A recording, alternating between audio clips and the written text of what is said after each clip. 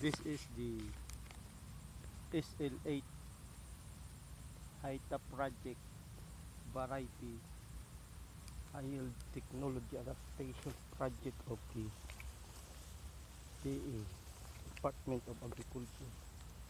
So this is the rice bug damage or aborted maybe from rains during the stage of flowering or flushing of the panicles. You need to share that there are many aborted aborted spike heads. This is rice skipper. Rice skipper is an insect, and there are numerous lady beetles which are predators of green leaf hoppers. This is the spider which traps insects for its food, also a natural predator. So we see the SL8 variety from the agriculture. It was planted as a hybrid technology adaptation. The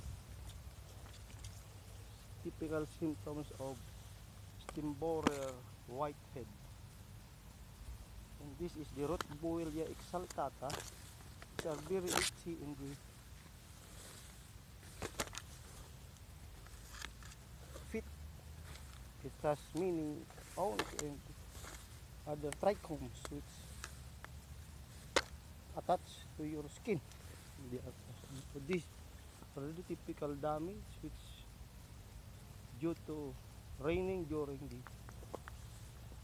flushing of the panicles. So this is SL8 hybrid. Mr. Gabuyo of Nueva Ecija yielded, according to the reports, 347 kabats of it. Rotboilia exaltata, and this is Pistia streptotis.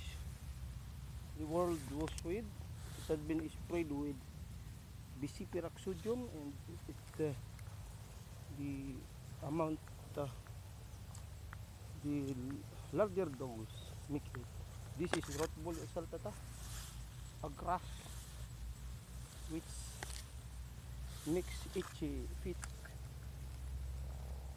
There is also Cynodon Echinoclawag cross gully damage with.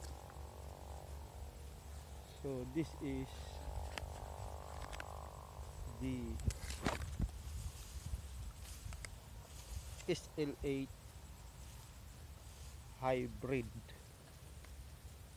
SL8 whiteheads and abort. There is, this is when you see the green leaf hopper which can bring tungro, and this is the lady beetle which is coccinellid. The larva and the nymph and the adult are useful in controlling population of insects. And this is the rice bug during milking stage. And this is the